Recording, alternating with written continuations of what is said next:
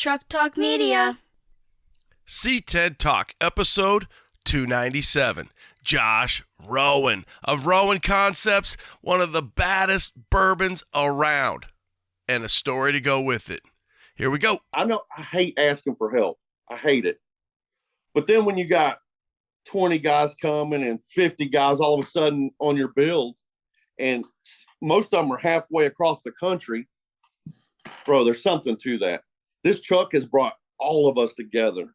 And it is so cool because I'm hearing from people that I kind of envy. You know what I mean? Like, I don't want to be them, but they're just that cool. You know what I mean? I got those dudes hitting me up. You know, like, man, this thing is bad as shit. You know what I mean? Like, and for people like that to hit me, companies, you know, companies want to help out and stuff. I've never had this before, ever. Damn, son. Hey guys, let me tell you about LMC Truck. Keeping generations on the road. Think about that. It's pretty deep. So whether your truck was handed down or something you went out and bought, odds are you were handed a bunch of paperwork, maybe a folder. In that folder was probably the catalog. You know the one. The most up-to-date and detailed catalog available today. It's like an encyclopedia for our trucks. Their website is just as detailed and informative. lmctruck.com. lmctruck.com. So whether you're restoring old memories or creating new ones, LMC Truck is here to help. They're more than just a parts company. They truly understand the lifestyle and passion of owning a classic truck. So get out there and get to work on your truck and know that LMC is here to help. You can get online, lmctruck.com, and order your free catalog today. Keeping generations on the road. lmctruck.com. Let me tell you what Melba's Toast is packing right here, all right? We've got 411 Posi track out back, 750 double pumper, Edelbrock intakes, scored over 30, 11-1 pop-up pistons, turbojet, 390 horsepower. We're talking some bucking muscle. What does that do? Does that blow your mind? That just happened. Welcome to C10 Talk, your C10 Truck podcast. And now I have a chance to be the best, maybe the best in the world. My old man, he's a television repairman. Ultimate set of tools. I can fix it. I said I got 50 cents in that jukebox, and all I can hear is your mouth clapping. You hear that? Here's your host, Ronnie Welch.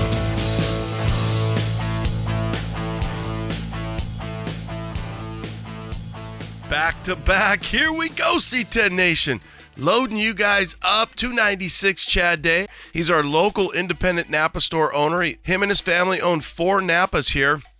And the snapshot of why I was thinking that is I'd go into Napa and I used to be able to drop 80 and get out of there. Now I feel like I'm dropping 250 and I'm like, dude, Chad, we got to get you on because if I'm feeling it, you're feeling it. Get him on, kind of talk through the process. And a big one, he's giving us a big discount. So if you're local in the PHX, he's got 4 stores, Chandler, Queen Creek, Florence, and Coolidge. He said the discount's really going to range, but I've already seen some big savings. Last Friday, I bought a bunch of stuff, and then earlier today, I did as well. So C10 Nation is the discount if you're in the local PHX area. If you go to one of those Napas, code C10 Nation will save you some money. So that's episode 296. Jumping back 295, Norris Marshall, founder of Blueprint Engines.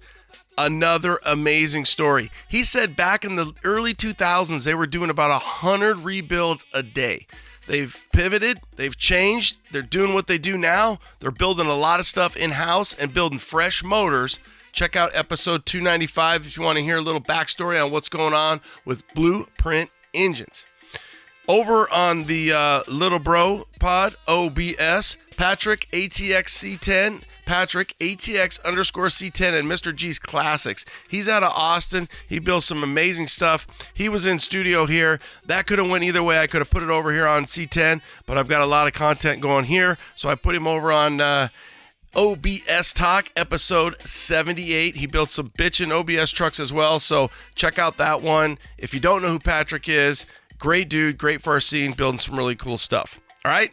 I had a great time sitting down with Josh. It was his birthday on Monday. I wanted to get this out by Tuesday. So here you go. Hot off the presses. Congrats on all the shine the kid's getting. Debuted this thing at Mini Nats. He's on the cover of C10 Builder's Guide. The thing has done really well for him, and he deserves it, especially when you hear the story. Josh, thanks again for taking time. Appreciate it. Appreciate your build, and appreciate your passion. Late. All right. What up, C10 Talk? C10 Nation coming at you. Got Josh Rowan of Rowan Concepts. And I tell you what, dude, you went, Boris has got a great little thing. So we've been doing this for 25 years, but we're an overnight success.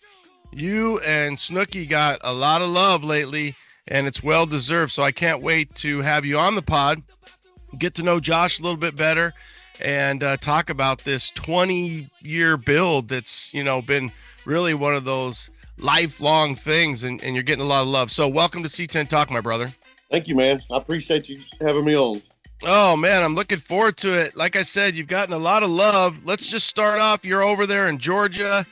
You're on the west side, close to Florida. We could tell. We can kind of hear it in your voice. You talk funny, and you probably think I talk funny. So it's one of those things. Hey, man, I tell you what, the girls love it. What's not to love, right? What's not to love? Come on, man. I used to drive a truck, and I'd go to New Jersey and stuff like that, and those girls would be like, "Oh my God, where are you from?" I'm from Georgia. I'm from Georgia, baby. Georgia. Yeah, it is funny how, if I hear Southern Belle talk, I don't know, say it's gonna buckle my knees, but I might take a couple. Yeah. I'm like, damn, girl, I like the way you talk, and again, or when you get on a phone and you're like, where you guys at right now? Oh, I'm in North Carolina. Yep. It's like my wife. She's blonde hair, blue eyes. Got that drawl to her. I love it. You know what I mean? There you go. Meant to be. All right. So tell us who Josh is, and then we'll kind of break down who you are, your history into trucks and how you got into it, and then we'll break down Snooki. Okay. My name's Josh Rowan. I turned 47 today. Yeah, happy birthday! God, it sounds so old, but I don't feel old. You know what I mean? So sometimes your brain doesn't get the email. Your body does, but your brain doesn't. So I got you beat. I'm 50, and sometimes I still feel like I'm 18, but my body sometimes doesn't. But my brain's like, I don't understand. I feel great. Isn't it cool? We're 50-year-olds, but when we were growing up, 50-year-olds were white hair, hunched over. You know what I mean? Like old people that couldn't do anything really. You know what I mean? That's just the white hair. And look at us. We're just tatted up. Oh, we're so young. Well, another thing too that's funny about that you mentioned is two different things. But they did a thing where the Golden Girls, and then they did a thing where remember that show Cocoon, where these old guys would jump in the pool, and the people that played those roles weren't even that old, and it's just how people were that much older. And even the Golden Girls, they were in their 50s, but back then they seemed like they were in their 70s or something. Yeah, that dude Edward, what's his Brimley? That dude was only 48 years old in that movie, and he looked like he was 67. Exactly. You're like, dude, what the hell's wrong with this guy? Yeah, man. Oh my God. So we got. I've been in the cars my whole life. My dad used to build pro street cars. He's one of the guys that helped start the pro street craze. So he had a couple of cover cars and all that stuff. So it's been in my blood since day one. So now what's really cool is my son's into it, and I don't have to force him. I don't have to hey, come hold this for me. Hold the flashlight. You know what I mean? I don't have to do any of that, dude. He's got the flashlight already ready. He's already ready to cut stuff, weld stuff.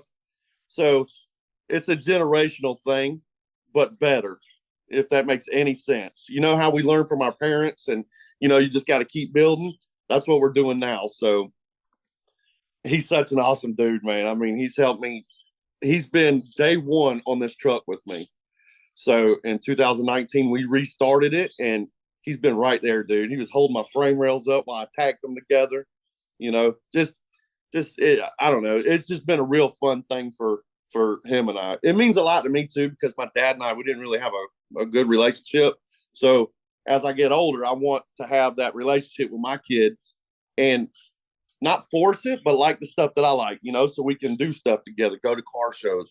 You know what I mean? I can't wait for that day for him to, and I'll let him lead every single time, for him to pull in and let me just roll behind him, So that's our next goal, to get his truck done, so we can just enjoy instead of all this hard work and all this hard labor. He's been in the trenches, dude, sweating, bleeding, dirty all weekend, staying up, so for a 15-year-old, that's pretty kick ass. He's 16. Well, he just turned 16. So, Well, and the thing is he gets a little shine for that labor. Like you said, right now he's seeing, obviously the attention that you're getting with Snooki, all the work that he's done there.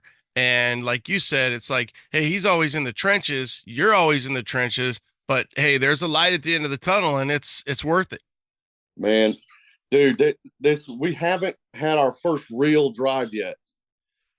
Everything's brand new, so I don't really know much about E85. I've been studying the past year or so, but letting it sit, it gums up. So it got my injectors. So brand new injectors, done. So I had a new set of injectors come in yesterday. So it's been wet. So we're just waiting for it to dry up so we can just go out there and tune it. But my engine guy says it's pushing about 1,000. So that anything over 500, to me is just amazing. Even 400, you know what I mean? Like if you got something that'll put you in a seat and get your blood pumping, that's what I'm about right there. So. Well, and when you talk about your lineage and dad and the Pro Street, obviously you've done an amazing job of blending everything that Josh is into one build. Not only is it a family vehicle, not only does it have insane horsepower, but you, your brother or your son, your dad, it's all wrapped up. And it is cool to think that, because a lot of guys aren't going to do Suburban, right? So you chose a Suburban. So let's jump all the way back. This has been a long build. You've got your Street Trucks article from when you were in Street, and you're recently in C10 Builder's Guide. You're on the cover. This thing is it's getting a lot of shine, and I think part of it, and I hope you take this the right way, but because it is so different, right? Because we just don't see that many burbs. Brett Anderson's up in Vegas. He was at the reunion. He was just up at C10 or the C10 Slowdown, and you just don't see high quality burbs. People don't tend to spend 10 years on a build burb, and his build was along the same lines. His is a 72. Yours is an 87 with a lot of 73.4 front end stuff. So go back to the beginning. Did you 1990 something? You said I want a burb. No, what it was I was living in South Florida. I grew up in Atlanta. So I chased my girlfriend at 17 down to Miami, because I knew exactly what I was doing. So we go down there. 8 years later, we're divorced and separated, and I'm living in the Suburban. Well, actually, I'm not. We just separated, and I went and picked the Suburban up for my dad. But so dad had the Bourbon originally? Yeah, he called me one day, and he said, "Hey, man, you think you could feed a 454?" And I had no money, dude. No, but I know me. So yes, sir, I sure can. So I drove all the way from Miami up here, picked the truck up, and it was a piece of junk. But it was a big block, and it's a 3/4 ton. So it was a strong, big truck that I knew. It was a K20, correct? So 4x4, 3/4 ton. Yep. I've seen some pictures where, it didn't get the most love. It's early in its life. To think again, for the audience, for Josh, here's one of my squirrel moments. So just hold on. But I just love that, like, if a vehicle had a life, and to think that you rescued this thing and for 20, or let's just say, it's close to 20 years, 15 years, this Suburban's like, why did I let Josh adopt me? I'm not getting done. I'm sitting here. He's cast me aside, and now all that shine, dude, walking the red carpet. Well, like I said, I lived in it for 6 months because I didn't want to leave my kids down there in Miami. Simple as that. So I stayed in a place called CB Smith Park, and it was just a local park for, just whatever. Like an And they had, RV park? no, it was just like a regular family park where you go have birthdays and slide on the slides and stuff like that. But it was a big state park. That's what I was looking for. Big state park, but they had showers. So it was like $2 to get in. So I just go take a shower and just sleep there, But that was after I went and picked it up. My dad, he asked me if I could feed a 454. And I told him, yeah. So I went up there and got it. And we cut the springs immediately. So we took 6 inches out of the suspension immediately. We went next door, Dollar General spray rattle can primer. Dude, we went through like 40 cans. Hey, it was one color though. You know what I mean? And all the rust that was showing wasn't showing anymore. I mean, you had spots, but you know what I mean? Like, so I took that thing back down to Miami, and then we separated, and I stayed in there, and I didn't want to leave my kids. So, hey, I manned up and did what I was going to do. I'm there for you. You know what I mean? But one day it was like, shoot, man, I got to do something. I can't just keep living in my truck. So my daddy was like, hey, dude, if you want to come up here to Georgia, you could just stay with me until you get back on your feet or whatever. So I said, you know what? That's good. I'll do that. So I had a sock, a big sock full of change, dude. And that's how I got from Miami to where I'm at now. So you just said something about my truck that made me want to bring that up. I'm taking care of that truck because it took care of me. This isn't just a truck to my family or me, Yeah. It got me right here talking to you. Think about it.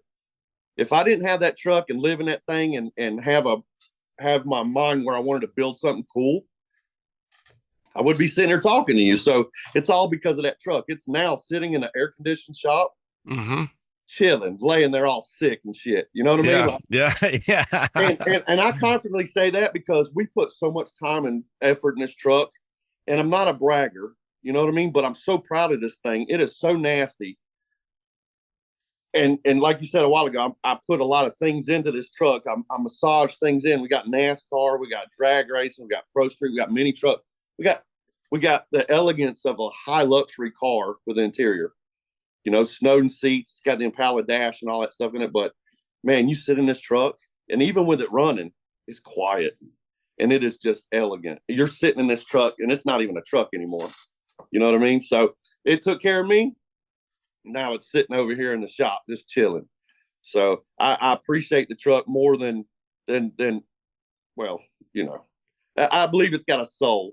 So I appreciate it more than it will ever know. You know what I mean? Yeah, no, I absolutely love that you said that, because that's kind of how I look at it. When you see a truck or a Suburban or a car, whatever it might be, and it's sitting out in a field and there is a soul there. And, we fight with these old guys who are just like, hey, I don't want to sell it. I don't want to sell it. It's like, dude, that thing's got a soul. Let me get to that soul. Let me either, resurrect that soul, or let me find somebody through my, I guess, link and through the reach, find somebody who can give this thing back to its soul. And what you did, the cool thing about what your situation is, it was always yours, right? You get Right. it from dad, which is even kind of cool, right? Because Yep. hey, me and Pops didn't have the best relationship. He's the one who sold it to it, gave it to me, however you got it. And, the kids know nothing else. And to think that they rode in that thing as kids in the interior, and then it changed, and to see the complete and total resurrection, it's kind of a life's journey if you think about it, in just a vehicle snapshot of what you've been able to do. And when you look back, so what year is dad calling you and saying, hey, you got enough juice to afford to feed this big block? Is this like 04? 03. Okay, so 20 Damn, years dude, you were ago. close. Yeah, Yeah. so what's going through your mind at that? Is that just a means to an end? That's just, I just happen to be getting this burb, or are you dreaming big? Are you flipping through the pages of Street? Are you flipping through the pages and dreaming, and your brain, and how many different builds have you built with this truck? When you think about the color, the concept, and again, for the audience, Josh is kind of a designer. You draw, you design. So that means your brain is running 24/7 and it's like, okay, here's a file here. Here's a file here. I want to build this. I want to do this. And I want to clarify, was it a K20 or a C20? Meaning It wasn't a 4-wheel drive. okay, so it was a just C20, 3/4 ton, 4x4, big block. Yep. Probably had, I don't know, maybe 411 gears or 410 gears. Whew, 410, dude. And driving that thing from Miami, it's a 7-hour drive regular. It was 10 for me because the tires had bubbles in them. And oh my God. And it had them 410 gears in it, dude. It was like second gear all the way up. I had a 4x6 dash speaker on the outside of the dash, just screaming ludicrous. Like that was the only thing I had playing. That's all I had. And I had everything I owned in the back. So it's like, I told myself, you talk about dreams and stuff. The first thing I did to it was we lowered it and all that stuff, but it had a cow induction hood on it. So what I did was I went and had some 454 SS decals stuck to it, So that's the first mod that we did to that truck, was sticking stickers on it besides cutting the springs. But it just was a revolving door. In my head, it's like one of those slideshows. You remember those where they had the slideshow? So there's thousands of things in here. So like I'm talking to you, but I'm looking at your hat and seeing what color white that is. Like I'm talking to you and thinking about what else I can tell you about my truck. It's just bam, bam, bam. So as an artist, I seen this truck done 15 years ago. Mm-hmm. It's just in my brain. I seen it done. I knew what I wanted, but I didn't know. None of us knew it was going to turn out to be like it is now. I mean, geez, man. So this is the you asked about how many builds we got. This is the third one on this truck. The first one, my dad did it. The second one, I made it better in my opinion. And now it's 100% my son and I, on this build. So this build right here, dude, it's blown us away. Like we knew it was going to be hot, but we just didn't know. It's almost like trying to throw your own car show. And everybody's like, man, we're coming. Man, dude, there's going to be 1,000 people come to my show and 10 people show up. So you bought a C10 and it either had AC at one time or it wasn't even an option. Well, Vintage Air has the solution for you.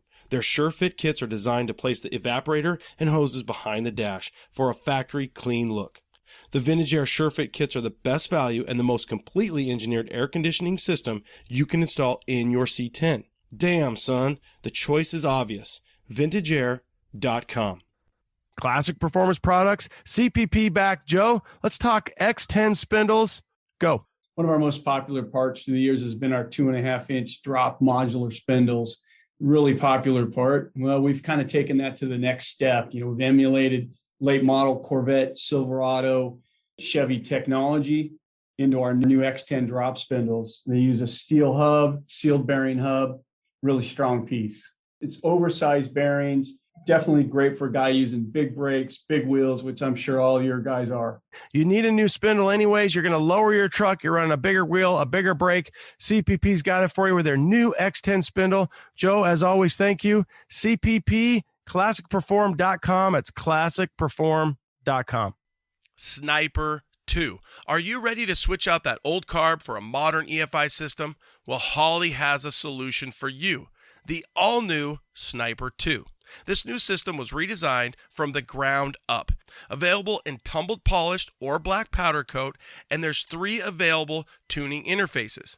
A classic 3.5 handheld, a 5-inch mountable, which includes a GPS speedo or a Bluetooth module so you can use your smartphone. Another big bonus is the Sniper 2 has a built-in transmission control module. So if you're looking to upgrade to a 4-speed overdrive 4L60, 4L80, you now can with ease. Holley.com to get started today, Holley.com. Marquet has been in business for over 40 years. It all started in the original owner's garage. From humble beginnings of a couple parts in a garage to a 2-building manufacturing facility making over 6,000 parts, Marquet has grown to be one of the country's premier truck parts manufacturers. They have made their original parts from the original trucks. All parts are manufactured in-house in Oklahoma City, USA. They offer quality parts built by Americans for old American-made trucks. So when you're looking for body moldings, bed strips, bed wood, and so much more, think Marquet. That's mar-k.com. It's blown us away. Like we knew it was going to be hot, but we just didn't know. It's almost like trying to throw your own car show, and everybody's like, "Man, we're coming. Man, dude, there's going to be 1,000 people come to my show, and 10 people show up. It could be that, or you could have 5,000 people show up. So that's the same exact thing as with this truck. We didn't know how it was going to be. We just assumed that 10 people were going to show up. You know what I mean?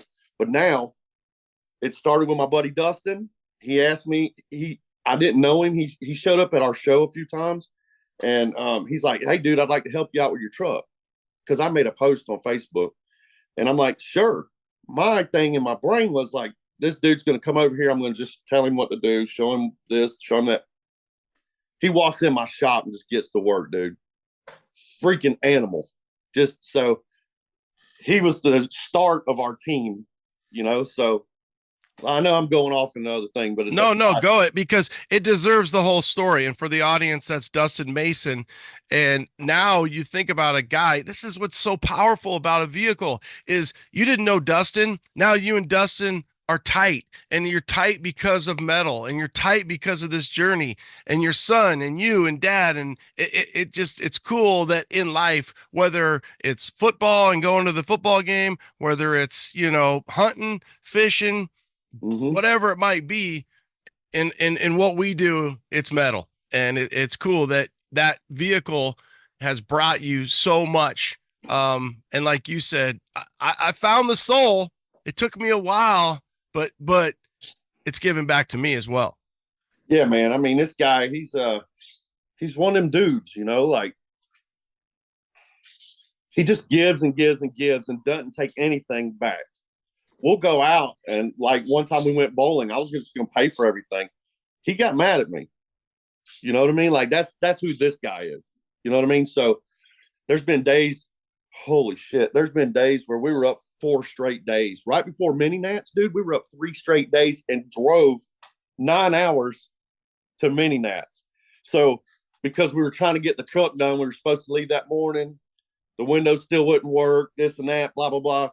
Man, we finally got there like 1 o'clock in the morning, but oh my God, that was one of the worst, but it's one of the best times I ever had in my life, Yeah. You're living off that high. That's where you guys kind of debuted it, right? The 3.0.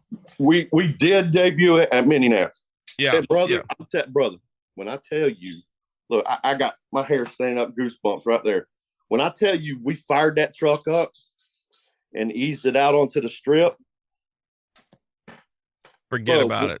Bro, when you see people a mile away getting out of their seats with their cameras, bro, people were laying down on the street, man. You know what I mean? Like, to me, that right there is everything.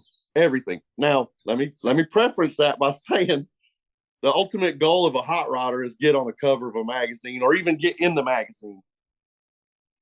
Oh my God, we have that now. It's still unreal. I can sit here and look at, I haven't even looked at the magazine. I thumbed through it. I got real excited. I got like my little girl Twitch thing, like, "Ugh!" And then I put it to the side, and now I'm listening to people talk. You know what I mean? I'm watching what's going on because now Josh he's got a 454 SS, and it's going to be nasty, but it's going to be a daily driver too. So, that thing right there, man, that's going to be cool because that's one of my all-time favorite trucks. It's a 90 model, So it's black? Yep, black with a maroon interior. We've already got a set of Mickey Thompsons for it. It's gonna be a pro street style. Oh yeah, it's gonna be nasty. Okay. I've got Bob Grant on board. I got Sean Rose on board already. Now Dustin's building that? Who's building that? Yeah, we're all 3 of us. Okay, the team. Yeah. But All right. Dustin is the man. If I have a question, I don't know how he does it, but he's always got an answer, and it's always right. You know what I mean? I'll tell you who Dustin is real fast. It's 3 o'clock in the morning. My son's been begging to go to Waffle House, right?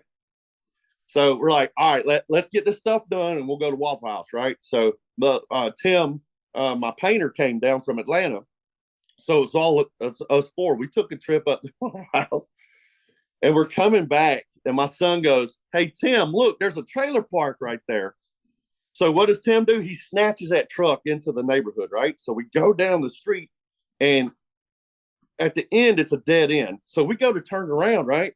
And we're easing around like this, and we backed up and looked straight ahead, and there's this tree that they cut down, and it was a huge tree, but there's an owl sitting on the tree, right? I'm in the front seat. We got it. I'll send it to you. I got the whole thing on the phone. I hear the back door open. The light comes on. I look over, and Dustin's halfway to the owl already, right? Brother, I'm telling you, he walked right up to that thing, and I swear to God, he scooped it up and just held it in his arms. I'm like, oh my God, he just picked the owl up. Dude, he brings the owl back to the truck, and we just take him home. No way. Dude, I swear. And he's sitting there, he's got it on his shoulder, all kinds. That's who Dustin is. He's the owl whisperer. That's Dude, crazy. Yeah, people can't even get close to an owl. All of a sudden, he's got one. Yeah, man. So now, is this owl? Did it stick around? Did it become the official mascot of the shop? It did for a few days, and then he let it go. You know, I mean, cool. It's the right thing to do. Yeah. I just didn't know if he kind of was like, "Hey, I'll stick around here." But yeah, what a story to think that you guys. By the way, I mean, I like your son even more that he's wanting to go to Waffle House at 3 a.m. and it's 15, 16 years old, and at 4:30, you guys are turned into a trailer park for no obvious reason, but it works out. But it's funny how these stories just keep going.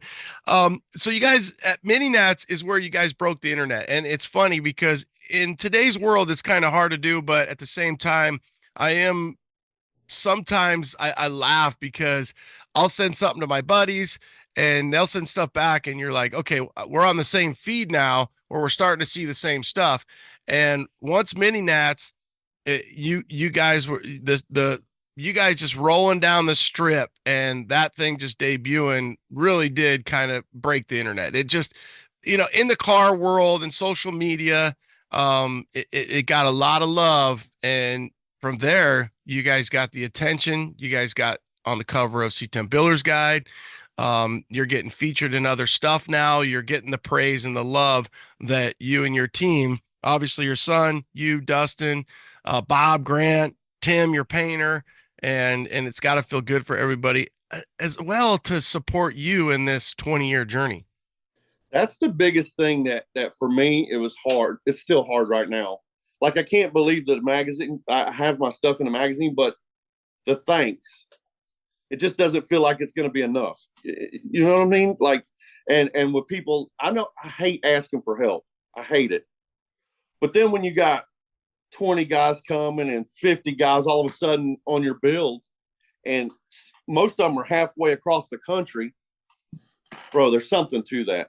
This truck has brought all of us together. And it is so cool because I'm hearing from people that I kind of envy. You know what I mean? Like, I don't want to be them, but they're just that cool. You know what I mean? I got those dudes hitting me up. Like, man, this thing is bad as shit. You know what I mean? Like, and for people like that to hit me, companies, companies want to help out and stuff. I've never had this before, ever. I'm the one that's always helping, like but that's why you're always the one helping, and you don't want to ask for help. And that's how you were raised, and your dad. And it's funny how, hey, me and Pops didn't have the best relationship, but you look back, you're like, all right, you son of a bitch, you weren't that bad. Or I was a cocky little kid. And I mean, I get it. I've been there, right? I'm there with my son. It's funny, man. We butt heads all the time. And I'm thinking, okay, someday he's going to realize, hey, your dad's not quite that big of a jerk.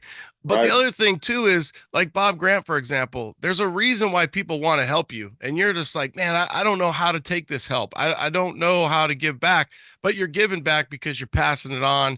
And if you never give one thing back to one individual, your job is to pass it on and keep it going, pay it forward, if you will. So to me, that's what it's about, is like the scene is bigger than one person. I always tell people, don't try to be bigger than the scene. Don't try to be bigger than the show. Don't try to be bigger. Just come in, enjoy it, break bread, and be part of the people. Because, you get guys like, I've seen it a lot lately where guys who maybe they are successful, and I don't, this is going to sound negative, and I guess it kind of is, but they're successful. They want to get in, they build a crazy truck, right? They got the money. They're 45, 50, 55. Their business is good. And they're like, oh, I always wanted to C10. Little Johnny, my buddy from high school, his dad had this cool K10. I wanted to build one. So they come in, they drop 100, 200, they build something really killer. And then 2-3 years later, they're gone. Right. Yeah. This is a lifetime for you. Yep. This is a lifetime where if the scene wasn't as popular, you're still here. It's like, I'm not going anywhere. I'm not here for the 3 years. I'm not here to build something and scratch that off. And now I got a new Ford Bronco and I'm going to the mall with my wife, whatever. I did the thing. I went to Barrett. I sold it, whatever. Right. Yeah. Okay. We have all facets of that. But for you, it's like, no, this is in my blood. This is from my dad. This is going to my kid. This is in my blood. I think that's key.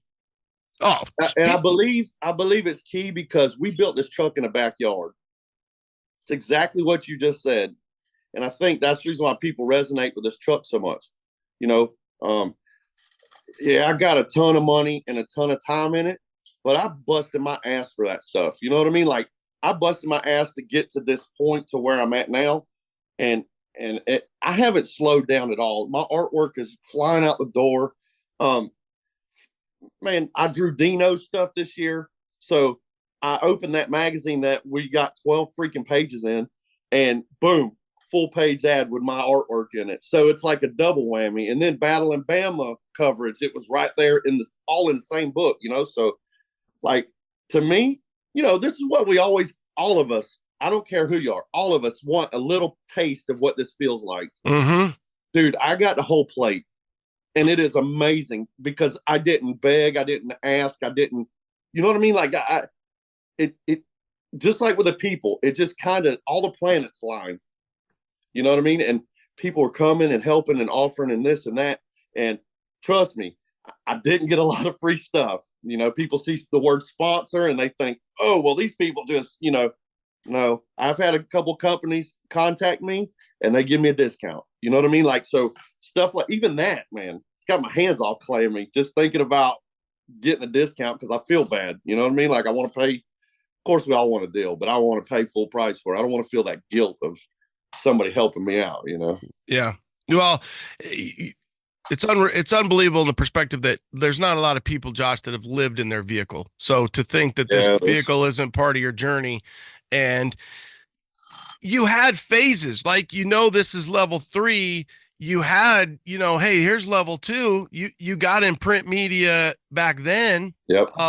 So there's been highs and lows. Talk about how, life takes over. That's another thing that happens, and people should understand that it's okay. Your family, your life, your kids, things happen. So, hey, I'm on a track to do amazing things with this build, and it gets parked outside. And next thing you know, we've got 6 pounds of shit sitting on the hood and on the top, and now we're stuffing stuff inside. And you have to kind of say, okay, I'm now going to take that back. I'm going to pull it out of the side of the yard or the carport or the garage, and I need to get back on this thing. I need to go one way or the other. Kind of work us through that journey of this build. So, having kids at an early age, it doesn't suck, but it sucks. You know what I mean? Because you think you're grown, you know what you're doing. Next week, I'm going to get paid. We're going to do this. We're going to do that. But that's a fairy tale, man.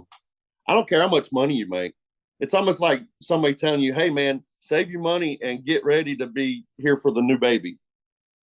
I don't care how many classes you took. You're not going to be a good dad right off the bat. You're going to love the baby and all that stuff, but you got to learn. You know what I mean? So that's what we learn. And I hear a lot of people say, this is my life.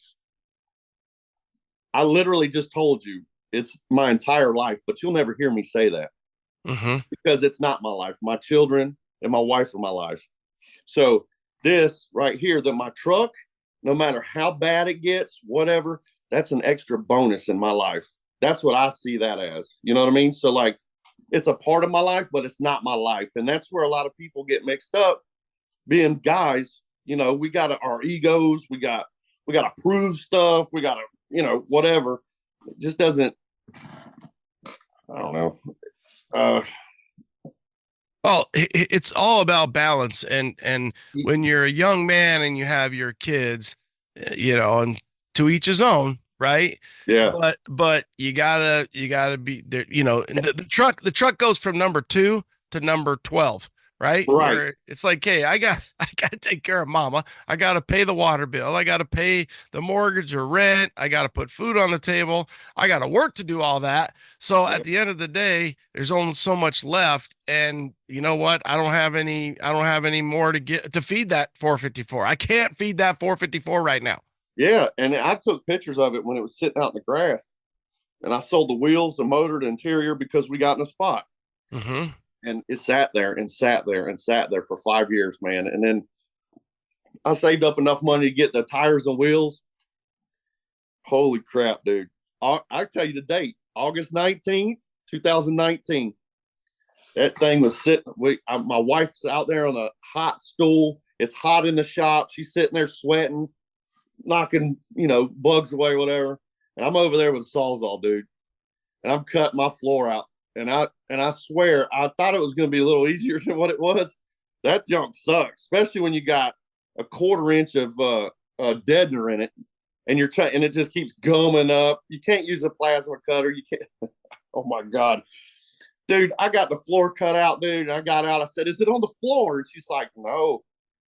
I went, "I cut everything. What is?" And I got out of the truck. I even pushed on the fender. This is my first time doing anything like this by myself, so I'm learning as we go. One little tiny strap was holding in the back. I cut that thing, and of course I had to support it all that. I cut that thing and it just dropped on the floor. And I'm like, "Hey, it's on the floor now, ain't it?" She's like, "Yeah, it's on the floor." So I got my brand new massive 33 by 2220 Mickey Thompson, shoved that thing in there, dude, and it was over. Right then and there, I knew. I didn't know it was going to be like this, but I knew that we had something nasty in the works, you know? Because like you said, nobody does a Suburban ever. And I'm the kind of guy that likes different stuff, you know? So everybody's doing C10s. And I had this before the craze came, you know what I mean? So like, this bitch is grandfathered in, you know, literally. Did you ever get to a point where, like you said, hey, we had to sell the wheels and the tire or the interior? Did you ever think, I'm going to sell the burb? I tried. And it was so weird because this goes back to the way everything went for this build. Now, this is all brand new. We just debuted in April. So like, this is freaking all brand new. Damn, I forgot what we were talking about. Just at what point did you ever try to sell the whole thing, because you get in a bind? And it's cool that you didn't sell it all, because the soul is still there, right? The wheels, the tires, the interior, all the little things, the motor, you're like, I stripped it, but I still got you, girl. Don't you give up on me. Well, that was the thing. I got lucky because I did post the truck up for sale first. And I'm going to tell you, man, I have a following that, like, it feels like they give a shit. You know what I mean? Nobody would buy it. Not one person. Nobody was giving me offers. Not one. You got to keep the truck. You got to do this. You got to do that. They don't understand. I can't do this stuff because I don't have the money and my kids got to eat. You know what I mean? So, like, I went as far as selling the stuff off of it because nobody would buy the truck. And to me, in my head, in my heart, I think that, like, they didn't want me to lose my baby. You know what I mean? Like, in a weird way. Oh, no, totally. It was meant to be. Yeah. That, or it was just so ugly nobody wanted it, but that doesn't sell records. We like that you were meant to keep it. I like that better. Yeah, man. I just, it just feels like it's supposed to be here. period. And, I don't know, man. It's crazy. And even sitting here talking to you, like I get nervous and I'm like, man, I don't know, I want to do this stuff, but then I get to talking about it and I watch myself sometimes on these podcasts and I just ramble, but it's exciting. I seen the excitement in my face for the first time the other day. It's like, holy crap, I do get crazy excited about this truck and what we do. You and but you have all the right in the world, because it is the reason why we do what we do is to chase that 15-year-old at Christmas, right? So in April, when you're rolling down the strip at Mini Nats, you just jammed like 6 Christmases in to one day, especially when you're coming off a high where you've been working 3 days straight.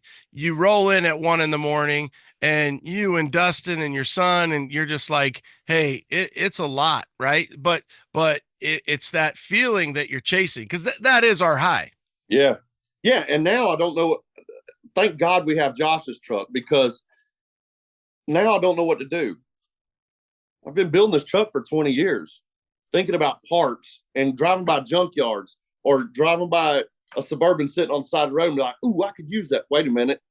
I can't. Everything's brand new on the truck. I don't need anything, so it's like in my brain, I'm still like, I'm a little lost.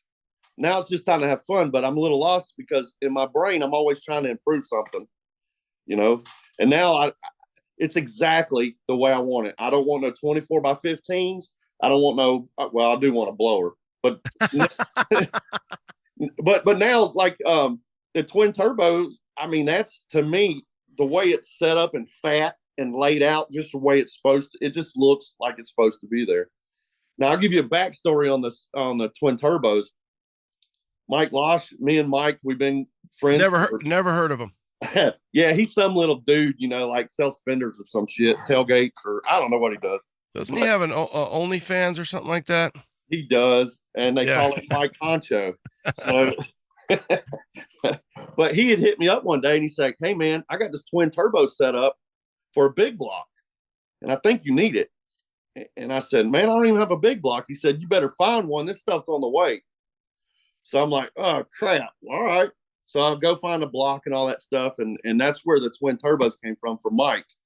And that dude is so cool, man. He's one of those guys. You know what I mean? Like I don't know, man. I've never met so many people where I haven't met them before, and I know them. You know what I mean? Like me and Mike, we've met a bunch of times, but the first couple of times it was weird because this he's been on he's been on TV. You know what I mean? Like to me, that's awesome. Like holy shit, like. Well, and then out of the blue, he's saying, "Hey, this is on its way, right? I got you." So it was supposed to happen. Yeah. Yeah. What was your thoughts when you think about the build and the vision and 3.0, to not have the hood, to where you like, hey, I'm letting this kind of guide itself. So for example, Mike's sending me a twin turbo setup, no hood, the Bel Air dash. I mean, there's a lot of little things in there, and with the Suburban. With Yellowstone, my crew cab, it's just more interior to pay for, more seats to have done. You're like, God damn, these guys with single cab bench seats have got it made. It's like, I got double of everything. Dually guys are like, I got 6 wheels I got to pay for. I got 6 tires. And, for the single cab shorties out there, you guys got 1 bench seat or 1 set of buckets and 4 wheels and 4 tires. I mean, that part does get pricey. It does. Nothing like this. You know what I mean? Like, So what was I mean, like even going with the 59 Bel Air interior, I mean, that's pretty drastic. Is that Bob Grant? Is that you went with the Excursion style, which I do think GM should have done a lot more of that. And for the audience, if you haven't seen the Burb, it's got what would they call it? A lift gate. Half barn doors with hatch lift gate. So an Excursion did that. Ford came out with that where your tailgate would turn into 2 barn doors, halfies, and then your lift gate hatches, which is nice because barn doors, OG Suburban barn doors suck, especially when I know people like to do it like from the perspective of mama's using the Suburban and she doesn't have to lean over to get, the case of beer or water or soda. Yeah. But I hate a barn door because when you're looking at the rearview mirror, you're looking right at the damn barn door. That I didn't think of an Astro van. I didn't think of an Excursion. That right there is why I cut my doors in half. That right there is why I've been contemplating on cutting my shit up for 10 years and making a hatch. Yeah. Going back to Bob Grant's ass, he's got OnlyFans too, I believe. He actually has subscribers, though. Mike does not. Oh, well, dang. Hey, you know what? I tried to get on Mike's OnlyFans to see if Sarah was on there, and Mike doesn't have anything. Bob's actually got followers on his OnlyFans, so well, I know that it's his fault why I started cutting my truck. Now, me and him. You know how many guys could say that? I mean, if you thought about the one guy who people would say it's Bob's fault, the reason why I started thinking it's like he makes it look so easy. I'm gonna start cutting shit and let's see what happens. Well, I was trying to save my paint because I didn't know if I could afford a paint job. I could afford all the other stuff and this and that, but I couldn't afford. I wasn't sure if I was going to be able to do a top-notch paint job again. This fool gets on there. It ain't custom if you don't cut it. I said, oh, this son of a bitch just tried me. Oh, hell no. My son and I went out there and cut my doors in half. And threw that 3-piece on there, that 3-piece in a soda, that roll pan he's got, that real nice one that takes the body line out. I put that stuff on there. I was like, oh, God, it's over with now. Let's do the 73 front end because to me, it's more hot rod, the round headlights, and plus I put the 91 front end on it. And I went all the way to 91. I might as well go all the way back to 73 and change the whole look, but keep it the same. You know what I mean? And then, holy crap. And then Dan at Illumicraft did my one-off grill.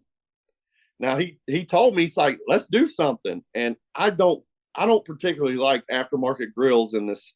I just, now the Phantoms and stuff I love, but on these round eye trucks, I don't like a billet grill because it's pushed out. You know what I mean? It looks unfinished. And the reason why I say that is because we bought one and I put it in there and I wasn't feeling it.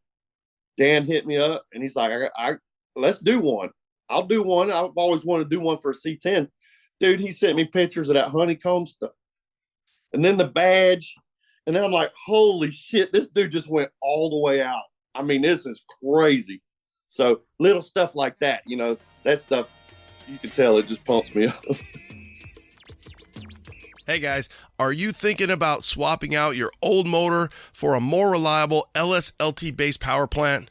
Behind each PSI harness, you get over 10 years of experience in the business, online tech support, phone support, and harnesses made in the U.S. That's psiconversion.com. What's up, guys? Who doesn't like to bundle and save? The team at UP Car Parts knows this, and they put together 7 different bundles for you to choose from to save up to 20% off of your lighting. From headlights to taillights to marker lights, UP Car Parts got you covered. upcarparts.com. Save up to 20% today. Need C10 parts? Well, here at Pro, we actually have trucks. We build them, we drive them, and we deal with them every day. It's just part of who we are. We carry the best products for your truck project from the major name brands such as QA1, React, Painless, Dakota, Beltec, Borgeson, Bear, and even more. Give us a call or check us out on the web.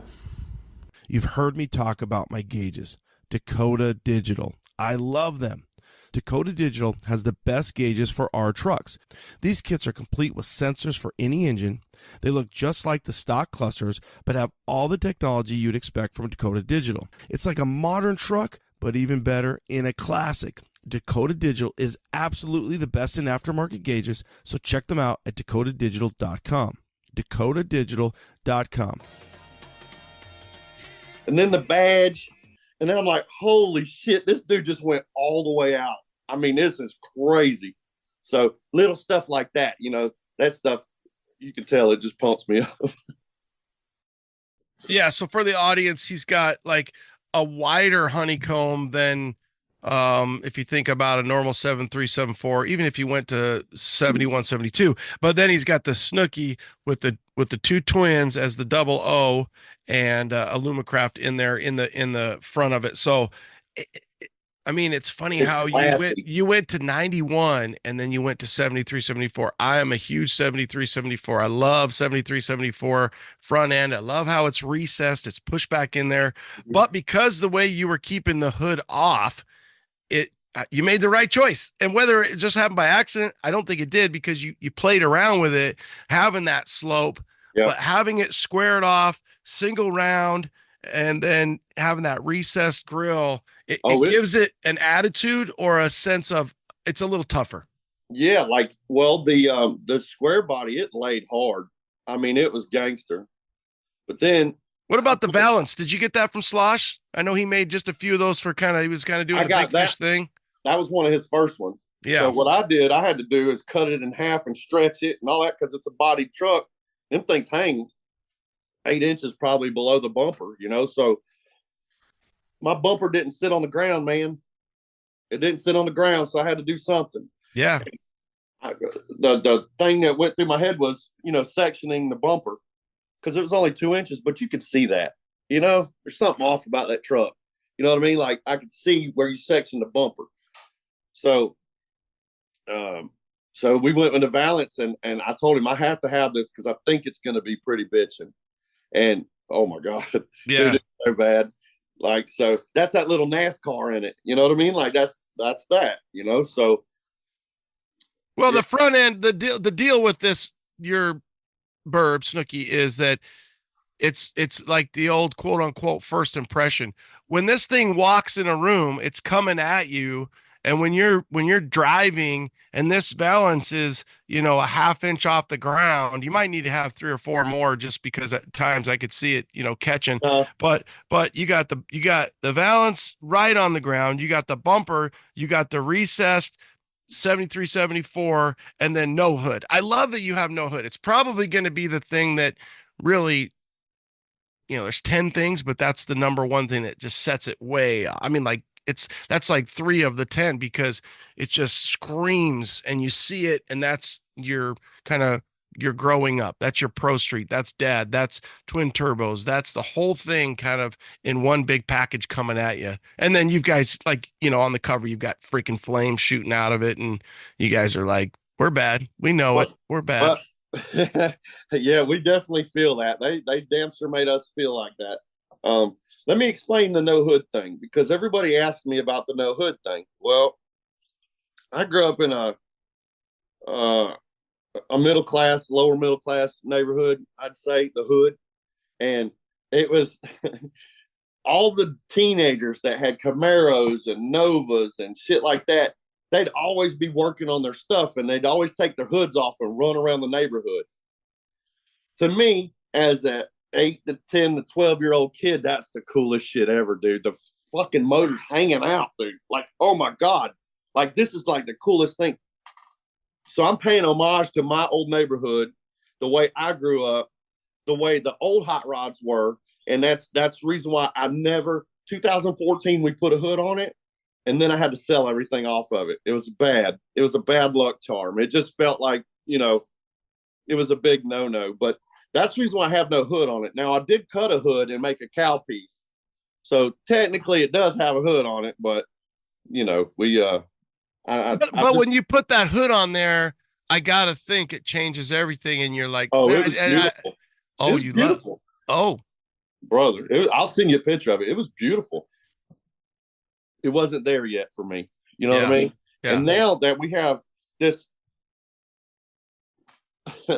like this big freaking motor, and it's bodied traditional, so the valve covers are right at the hood, so it's like, we'll just leave it off, and it's perfect. Everything is so clean in there. It's just, it looks really, really, it's snazzy. I don't even know how the hell the damn hood would fit. It won't. Now, we have been thinking about getting a hood and just cutting it out, because sure. I really love how people cut around blowers and all that stuff, and it's real. In every groove, it's cut. That's how, if I put a hood on it, that's how that's going to be, because I don't want to just cut a big hole in the hood. I hate that. Why put a hood on it if you're just going to cut the hole the size of the motor? You know what I mean? Like, well, it would be cool because you'd get, obviously, I mean, all early squares have that, 3 inches in the front. It'd be cool to have that and see it. I don't, I don't know. I don't want you to block any of my view of the motor. That's what I right. And that's what I don't want. I don't want to lose that. And that's where I'm at. That's the intimidation factor, but intimidation is kind of a heavy enforcer word. There's art there. I don't want to lose the art, yet that art is how it's not manly, it's not intimidating, it's just rad ass. And so to lose that, it takes away from what you did. And like in the print behind you when you were in street, it has the early front end on, or the later front end on. Yeah. So it has the late model front end, and you see that, and it's so funny because that front end matches that time and that era, that time of more mini and less C10. And now we're in more C10 and less mini. And I don't want to hear it from the mini guys. It's minis are back. I got it. I love it. I love it. That's another thing. You just said that. I'm sorry. I don't mean to cut you off. No, cut me off. That's the point I was trying to make a while ago. They say mini trucking is dead, or Pro Street is dead, or this or that's dead. It's dead to you because it died inside of you, not me. The scene is bumping. The scene is always bumping. And if you don't believe me, look on the internet. It's always there. Mini truck's dead. No, mini trucking ain't dead. Pro Street ain't dead. None of this shit is dead. You're dead inside your head. And here's what I boy spitting boy. Yeah, he's all fired up. Here's what I think it is and maybe the word dead it's more of that right, wrong, or indifferent, but the C10s are they're at the pinnacle right now, and the OBSs are at the pinnacle, but they were all part. The mini is there. The mini is in your build. The Pro Street is in your build. It just so happens that they're being built in a C10, C20 Suburban truck, whatever. But to me, the mini influence, we see that every day. We see that where, first of all, we can't fit in the minis the way you used to be able to fit in the mini. Okay. So you can get a bourbon, but the mini is in you, and the mini, then it becomes part of the build.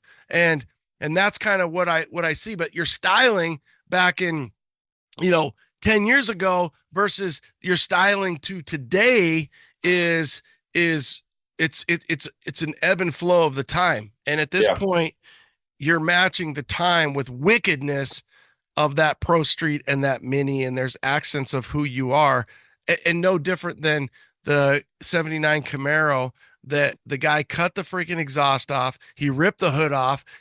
Whether it's cool or not, he's just too lazy to put the damn thing on because he wants to get his buddy, and he's ripping around the middle to low class neighborhood. He's driving through the high class neighborhoods looking for ladies, but he's got that hood off, and all that is in your build. It's all in you. So why would it not be in your build? Man, I'm telling you right now, you just said that Nova or Camaro. One of those guys, man, we heard him coming. Oh, we all grew up with that shit, dude. Bro, he literally power braked this car from stop sign to stop sign. And I'm telling you, our road was probably half mile long all the way down, dude. And it was funny because you could see where the wind was going because you couldn't see our houses across the street. The smoke. To me, that's just, anybody could do a burnout, but I want to see high RPMs. I want to see a bunch of smoke, and I want to see both of them things just lit up. You know what I mean? Like, you could take a new vehicle out here and do burnouts. That's all right, whatever. But when them RPMs get up to $6,000, $7,000, $8,000, that thing's just screaming. To me, that's just badass to me. Well, it's cool too because they made an impression on you, and you are making and will make impressions on other people that you won't ever know about, right? Whether or not that automotive lineage will continue. That's what I think we're struggling against because kids have video games and so many other things that go on. But even if it's just you and your son, that's all that really matters. So it kind of works its way out. Now let's get to that dash. I'm not a 59 Bel Air dash guy. This is your truck. Tell me, what was your thoughts behind that? Okay. So when we first got the truck, so the front end is a 96 Impala front clip, 96 Impala SS front clip. I wanted that because it's a heavy car, and when you let it all the way down, the tires don't move. They don't move. No, they don't do nothing. All the way up, all the way down. So we clipped it, and then we found the motor and all that stuff, and then we put it all together. And then I told my dad I wanted to put a 95 dash in it. So 95 OBS dash. Okay, OBS dash. So because I seen it done before, and it looked really nice. You didn't have to stretch it. You had to cut it. And I think the audience knows, but just so we're clear, 95 is the new interior. So 94 is your square dash. 95 is and when it came out, it was huge because even though I love the square dash now, we didn't like the square dash then because it was dumb. And you're just like, this AC vent doesn't work. This guy should be fired. And the only thing about the round dash is that cup holder's a little ghetto, but at the time it was the real deal when it came out. I put my fuel pump switch in there, man. I don't even use it, Yeah, that cup holder's a little can. Nobody's got time for that anymore. I need a big drink holder. Yeah, that's right. One of the ladder buster deals, Yeah, so I put a 95 dash in it, which looked really cool. It was still half-ass, you know what I mean? So you did put a 95. So that's pretty cool that you did it. Yeah, I put a 95, and then I put a 97 because the 97 had the airbag. Well, my son was 3 or 4 at the time, and I wanted to put the PlayStation in there. So I got 2006 Avalanche seats, and I put the PlayStation in the back console there, and I mounted a flush mounted a TV in where the airbag went.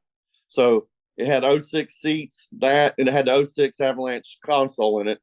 Well, like I said, it wasn't done, and it was never going to be done. It was just half-assed. Not half-assed, but just learning. You know what I mean? So I put a post up the other day when we were building the truck, right after I cut it and laid it on the floor, and I took a picture and put that in there. People were like, man, you need to put a metal dash in there. And I was just like, nah, I'm not into that. I'll just put the regular square body dash back in it and be done with it. No, you need to put Impala dash. And a guy named Jimmy in Jacksonville, he said, hey, man, I got one. And it's still got the factory keys. I said, damn, it's that nice? He's like, dude, it's that nice. Like, it is beautiful. I said, all right, it still even had the cardboard glove compartment in it. Oh, yeah, I mean? Inside. Yeah, so it was that nice. So I brought it home, man. It was like 4 inches too narrow. And I'm like, oh, my God, I got to cut this perfect dash. When I tell you perfect, you could have put it in a car and been done with it. You didn't even have to touch it again. I got enough balls, dude. I went out there and Z cut it around the radio because I wanted the radio and the ashtray and everything to stay right there, in the same spot. And it just snowballed from there. Dakota digital gauges, they're all digital. It's got the 0 to 60, quarter mile, all that stuff on it. It's all Bluetooth. We're going to use the factory radio for our Bluetooth system. I got the stereo system. So we're going to literally use the volume button on the factory radio for the volume. And then we're going to use the other one for the bass knob.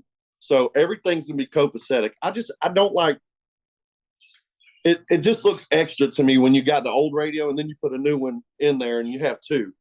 Or if you take that dash and you modify it in any way, to me, you're just taking away from it. You know what I mean? Like, I like the way it looks factory, but it was made for my truck, Well, we're spoiled because you don't need a radio anymore, right? You need a volume knob and you need a bass knob, and those two knobs are sitting there and everything's Bluetooth and it looks clean. You can hide it all. So I like how you guys incorporated like an Impala style steering wheel, yet you went like a 15-inch thick. So you made the steering wheel, and it's kind of like 3 different generations in one steering wheel. The only thing it's missing is an airbag, and believe me, it's not missing an airbag. That's a good thing. We don't need an airbag on that one because that'll break some shit. Yeah. My buddy's garage, he helped me out with that steering wheel. It's a Colorado Custom, and when he sent it to me, I hadn't sat in the truck yet with a fully upholstered seat, so I didn't know if it was going to be too big or too small. But it's a little big, but it kind of flows. You know what I mean? if I put a smaller steering wheel on it now, I don't think it would look right. It's just full now, so. What column? It's I did it column. Did you ever look at or consider like a telescoping one? You know how they have those in like the Mercs and different things where you have that telescoping steering wheel? Yeah. So the old Cadillacs used to have that, and I remember that because you had a little slide thing and you could do that. But no, because it's bodied 6 inches. When you sit in it, it's bodied. It feels like a station wagon, and that's how I did the interior. Since I had the Impala dash, I just wanted to feel like a station wagon, like you're sitting in a wagon. You know what I mean? Like a real nice wagon. But what was the hardest part about the interior? When you have that many things, I do think it's cool. Like you said, hey, my buddy up in Jacksonville, he kind of threw out the dash. Then Mike's giving you the twin blower setup, and it's a build of your peers as well, because they're helping you and they're throwing these things out at you. And you're like, shit, this is all coming together. Or like you said, it's snowballing. When you think about the interior, was there other challenges like the seats and the styling and making sure the flooring was cleared, and walk us through some of that? So the body itself is attached to the frame. It's all 2x6 tube chassis. It's all, we got the body attached to the frame, and then on top of the frame, I have a 1x1 skeleton frame for the floor. So what I did was I cut the entire floor out. It was bad anyway. I might as well just cut it all out. I cut it out and I put a flat floor from the firewall all the way to the barn doors. So now it's flat. So now I got 4 Snowden bucket seats. Dude, they lay back. Everybody lays back at this. Dude, it is so gangster. And the back seats lay on the tubs. So I mounted those where even the back seat guy can just chill out. You know what I mean? Like relax. So I needed a console, and a buddy of mine, Terrell, my interior guy, Gary Pounds, Sinister Stitches, he did all the interior, except the door panels. The door panels were guy designs. Old Slim's bad dude, man. They look wicked. Oh yeah, man. He did that right. And Gary did it. And Gary said, I got this friend that'll come over and look at it for us if you want. I said, yeah, tell him come on over. This dude built the most badass console I've ever seen in my life. And it's 8.5 foot long. It's one piece. I didn't want 2 pieces like everybody does. I said, dude, I just want one piece. And he was like, no problem. He came in there, dude, and it is so perfect in that truck. It's made with that PVC board. You know what I'm talking about? And the magnets and all that stuff. So it is real nice. And I think the only problem we had, Josh, was the brakes, right? The brake pedal. Because the turbos, they were in the front of the master cylinder. I couldn't slide the master cylinder, and I already drilled the hole for it. And I'm like, oh no, because we redid the whole firewall. So now we're working on a painted truck. Man, I had to move the bracket over for the pedal to go on the other side of the steering wheel, because that just moved it over just enough to where it clears everything, the turbos and all that stuff. So that was probably the trickiest part. But once we did it, it was like, oh shit. Like, so did you move the master cylinder to the what would be further to the outside? Yeah. And then did you just bend your pedal? Did you just fab up a pedal to bring it to the? No. So what's cool about that is it's bodied 6 inches. So when you get in, your legs naturally kind of just spread. You know what I mean? So the brake pedal. I've heard that before. Yeah, I've had a few times myself. So no, but the way your legs sit in there and the way your feet sit, the brake pedal is actually in a better spot, because now you're not putting your foot up under the column to stop the truck. Mm-hmm. It's actually on the other side. So like I said, once it was done, it was like, holy shit, this is great. So it's almost like it's moved over to not quite all the way to where a clutch would be, but definitely further to the left. Yeah, it's literally right on the other side. It's in the exact same spot, but on the other side. So it didn't move over a lot. But yeah, man. So when you consider what it took to redo the barn door and the lift gate, and did that go together well, or was that a trial and error and a shit ton of work? And now people are like, hey, make me one. I want one.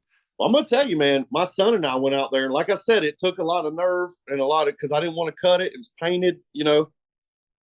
Told my son, I said, "Ooh, let's just go right now. Just if we don't go now, I'm not gonna do it because I'm scared." Right? We go out there, dude, and the doors are still on the truck, and I just got my grinder, dude, and just I made sure it was straight and all that stuff, and I cut it right through. Well, we took 3 barn doors and made the hatch. So what we did was we took another door and just cut the center section out of the door and just added it, you know, whatever. I said, Josh, watch this shit fit the first time. Dude, he's sitting right here. He can tell you. Dude, I tacked it all together, walked over there, dude, and it just laid right in. The gap was perfect all the way around. And I'm like, no way. So when that happened, now I got to figure out hinges, you know, and all that stuff. And I tried those, what are they? What are those billet ones that look like scissors? It starts with an S. Was it like Scorch or something? They're real nice billet hinges anyway for a hood. I tried to use that. It didn't work. So Dustin, again, we were out there and we were brainstorming 8 hours, man. And all of a sudden he goes, I got it. And, you know, when you're in the shop with somebody and they say they got it, you just back up because, yeah, you know, yeah. Especially when you're exhausted. You're like, I don't know what we're going to do here. Yeah, man. So we were already out there for 2 days, man. So he ended up welding. We made our own hinges and welded it on top of the truck instead of inside the truck because I was trying to keep it factory looking, you know. So with the hinges on the inside, it was awesome, but it just wouldn't work. We went and looked for Astro van hinges. We went and looked for Excursion. All those are on top. So and they were on top of the roof. So that wasn't going to work. So Dustin said, I got it. Well, as soon as he got it, it was on. I got in there. I tried to weld it myself. I hit Bob up. I said, dude, listen, man, I don't care what it costs. This has got to happen because as soon as I posted that first picture of it, dude, like what we were doing, holy crap, dude, everybody went nuts.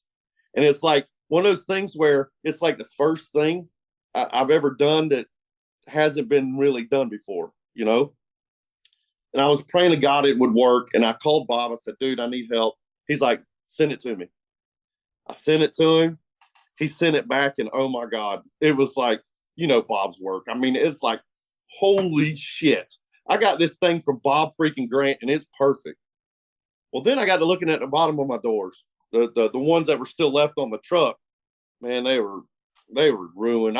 He had to reskin them and everything, but I sent those to him and sent them back. Dude, man, the hatch to me is like one of the coolest things I've ever done because it's just like one of those things like it's never been done before. And the latches are all magnetic.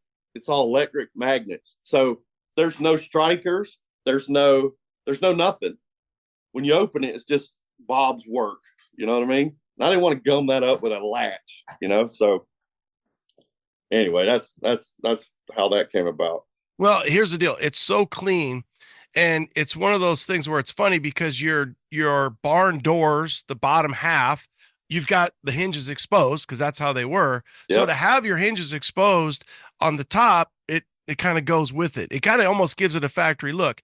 Now, the hatch gate, lift gate part of it is such a cool thing because I'm a purist in that when I see something, I'm like, I don't know if that's how GM would have done it. I'm not saying GM does everything right, but when you look at that, your brain's like, where's that from? That does not look it kind of looks like a first gen Blazer hatch, right? A little bit when you visualize it, but it's definitely not a Suburban hatch style. Right. So the way that you see it, and then it kind of all comes together. I could see where anybody doing any square bourbon would be like, I want the Rowan Grant setup. I want to buy that because it should have been done that way. It really should have been done that way. It is so sexy to me. It's like a Ram Charger. Yeah. That's what the back window reminds me of whenever I see the back window. But man, it's one of those things where like, I just thought about it. And I'm telling you the reason why all that work. Now, when he says Ram Charger, he's talking about the Bronco version, Blazer version of the Dodge. And it does look exactly like that. A little, the tilt is off scotch, but it does look like that. So that's going to be your, I don't even know, 80s SUV, two-door. You know, there's not like a famous one, but it's not. Yeah, that it does look like that. You're right.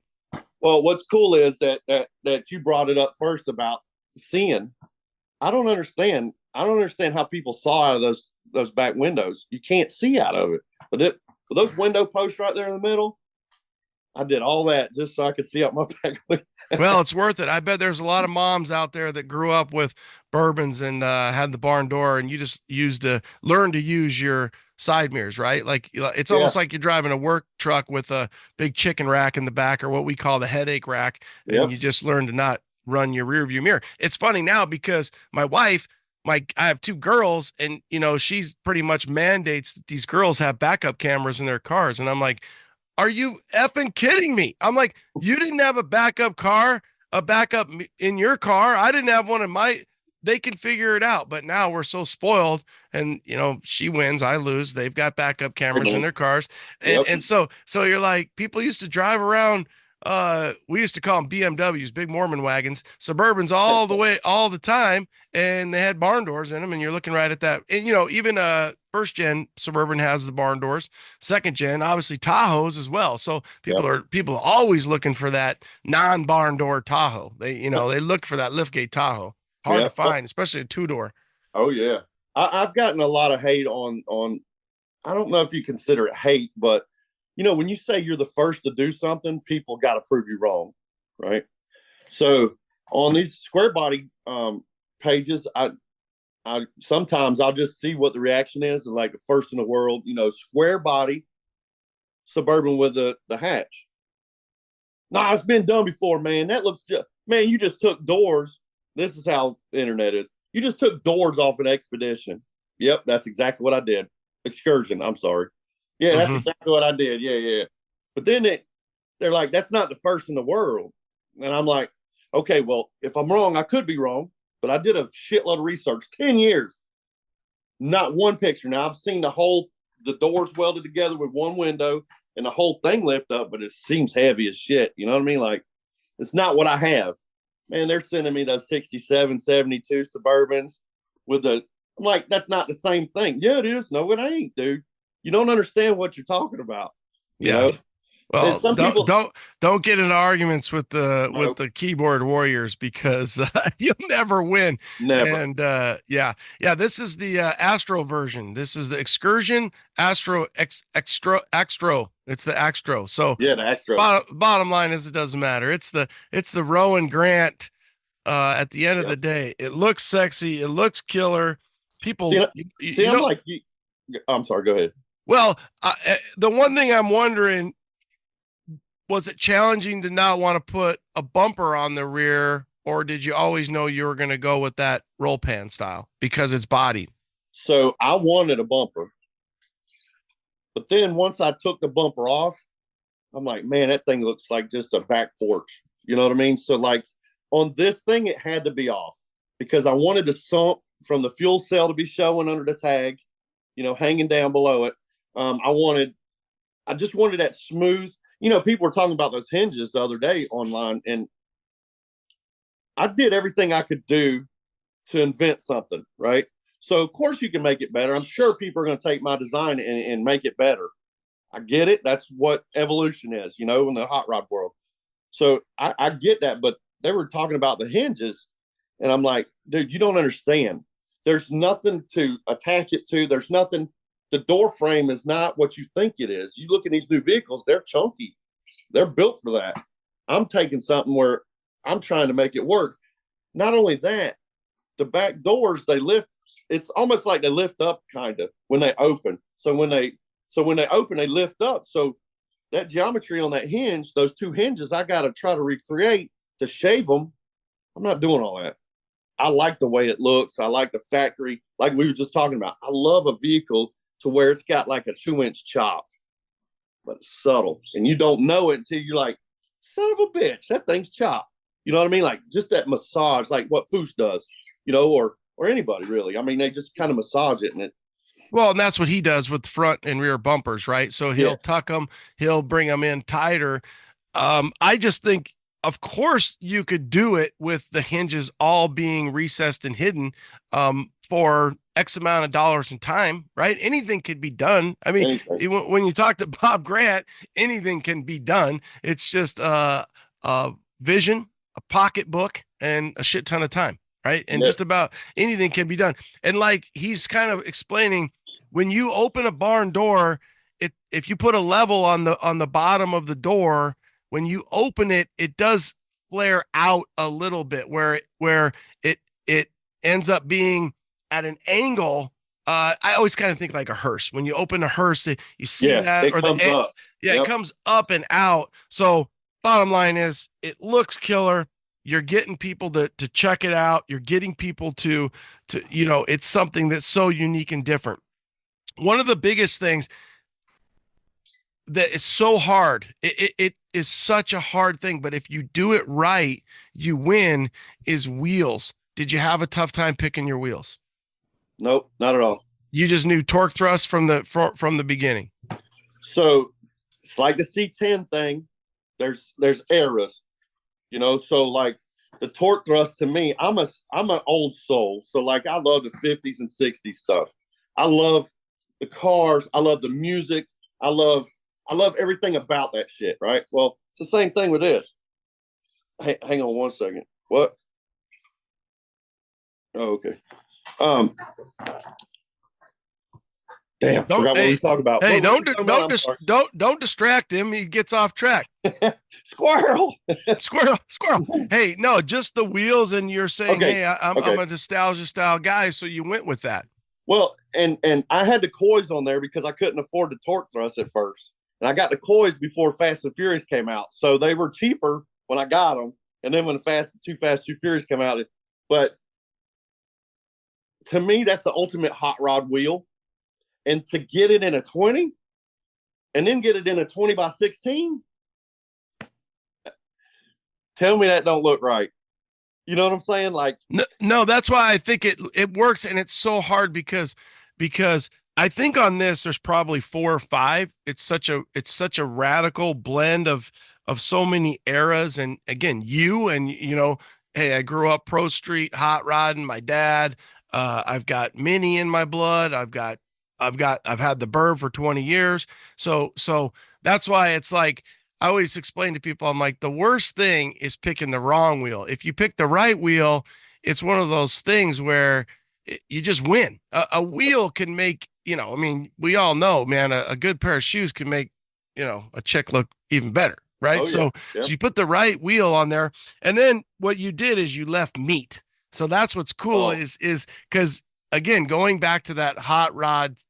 And again, I think a lot of that is growing up in the 80s and the 90s, 15s and meat. You left meat. So that gives it the balance of that hot rod nostalgia. So it's such a blend of eras in one vehicle. Yeah, I could have put the 24 by 15s on it. You know what I mean? But to me, these tires, they'll swallow a 405. Like, these Mickey Thompsons, it'll literally go inside that tire. So with this being such a bulky vehicle, I needed meat back there because you think about it, dude, you put those rubber bands on the back, it just kind of looks wimpy. Even though you got all that wheel, to me, on my truck. Now on pickups and hell, even other Suburbans, that shit looks just nasty to me. I love it. But on this, it's different. It's chunkage. You go from the front bumper to the back, it's fat. It's just everything's so gangster and just badass that, like, you can't, I don't know, you can't change it now. It's the way it's supposed to be right now. You know what I mean? Here's what's funny about it is, for a vehicle that doesn't have rake, the wheel choice and selection with the meat, you've given it a facade of rake that it doesn't really have. Even though the way you did the roll pan and it tucks up, but having a little more meat in the back than the front, but still having meat, even when it's laying flat and laying, it still looks. It's got that. It does. It does. It looks like it's raked, but it's not. It is kind of an optical illusion based upon the wheel and the tire that you chose. And that's the thing I was looking for, because just like I said, the thickness of that truck with it being tall, and even on the front, I put a 245/45 on that thing. That thing is huge for that truck, you know. So I do have to lift it all the way up to turn it, but I don't give a shit. It looks badass. You know what I mean? Like, so it does look badass. And like we said, rolling down the strip when it's coming at you, it is kind of like, what'd you say? What'd you say? Like, I got you. So we're kind of flaring our chest out right now. We're cocking our shoulders back. Hey, Did you ever play with trim? Okay, so the idea was to get that what's that high dollar trim? The Marquet. Yes. So it was in the card already. I was ready to pull the trigger, but then I seen the paint, and if you look at that that stripe, it's not a regular stripe. It's fatter, and it doesn't contour up to the taillights. Like it goes all the way around. I wanted that band, you know. Well, since we did that, now I can't use those. Yeah. But I chose not to use them because the paint was he taped it off so straight. I mean, it is just, I could have left the truck alone and not done anything to it, and it would have been, you know, perfect. But I had my buddy Jerry Dow with Laying Licks come and put a burnt orange stripe all the way around it. So you can't even see that unless you look at it, you know. What was the thought on the orange, where you went with that? You had kind of more of an orange red, and then you went with the orange glow. What was that a hard decision? So the orange, I'll be just to be totally honest, early 20s, I was wanting to do like a General Lee replica, but a hot rod version with a Suburban. Well, my dad made a point. He's like, dude, you don't want to do that. And I was like, yeah, I do. I really do. He's like, yeah, but you could go into the mall or something, come out, and your doors are kicked in. Because people they don't understand what the point you're putting across. They just see hate or whatever, you know. So that idea was out the door. So the orange, that's why we stuck with orange. Well, I got with Tammy with Revolt, and I asked her to make me up a cool orange. Robert Messenger and Tammy. And Chris Pooley. Chris Pooley, he's the one that actually mixed up the first batch. And dude, when I seen that gold in there, my God, over. That was it. That's my color. Then people were talking about the white stripe, wanting it to be like a beige. Well, we tried that, but it looked dirty.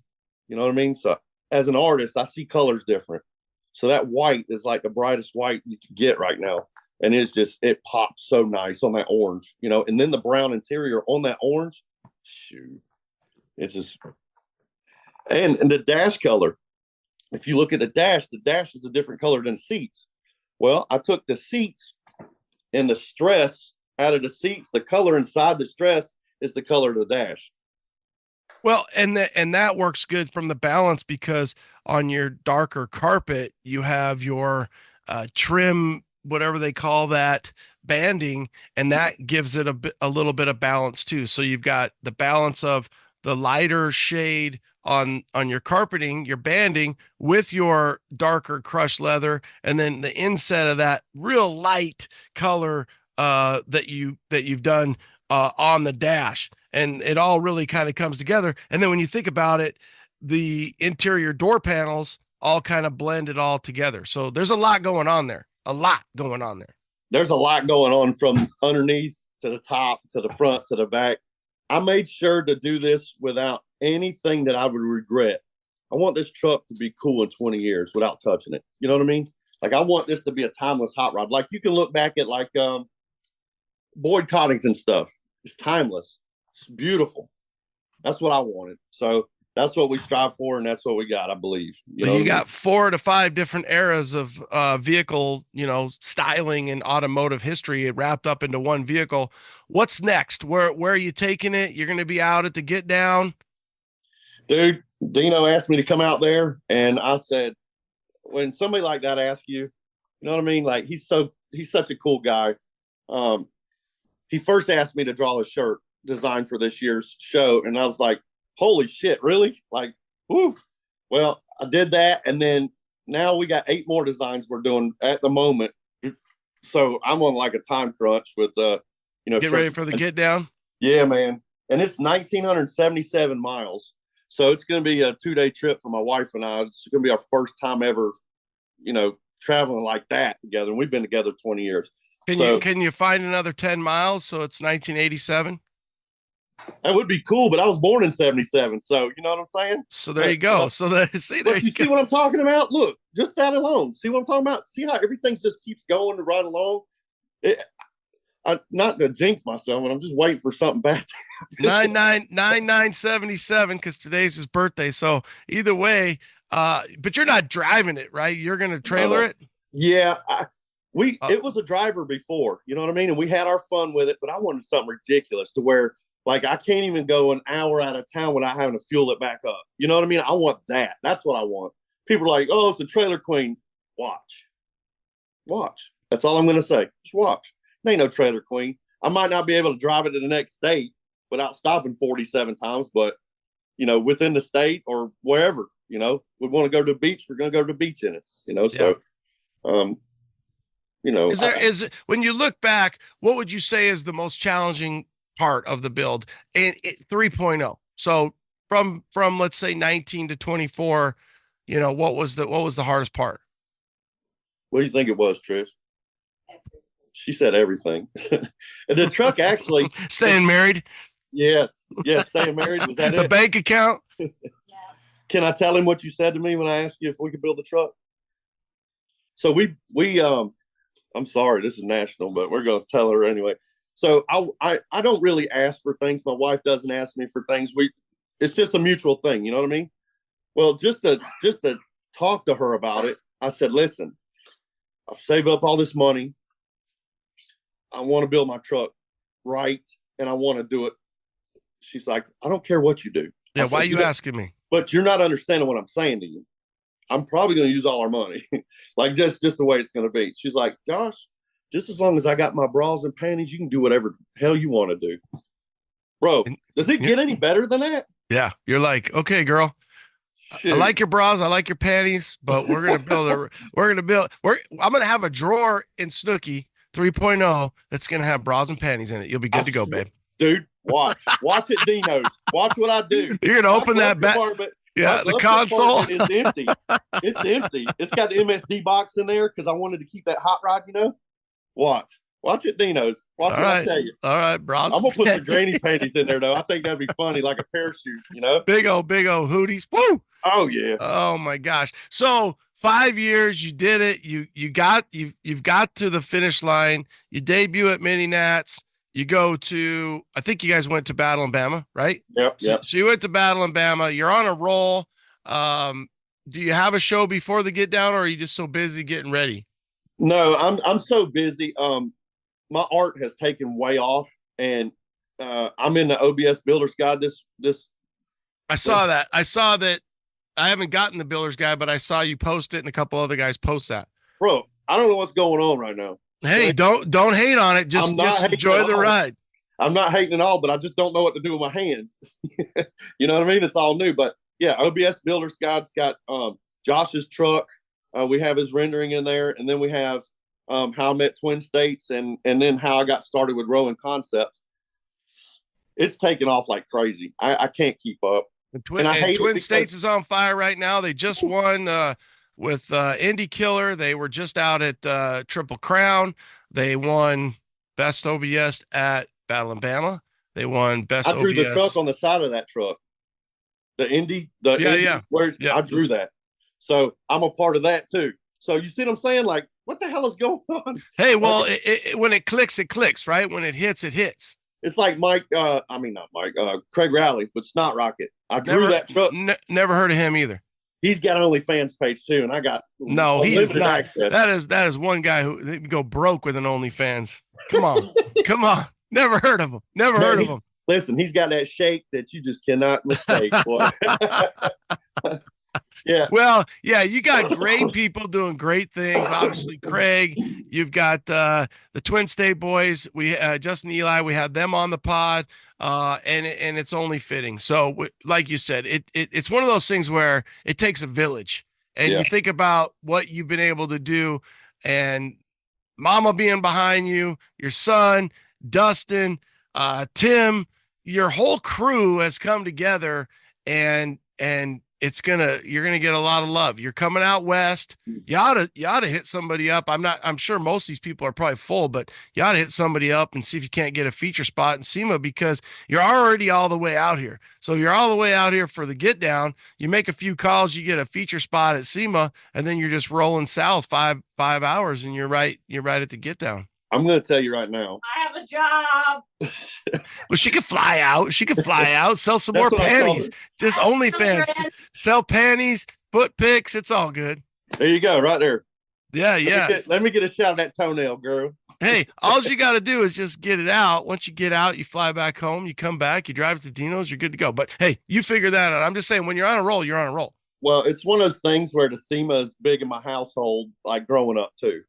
Like, it was just one of those things where my dad, he always had these dreams, but he was not good with money.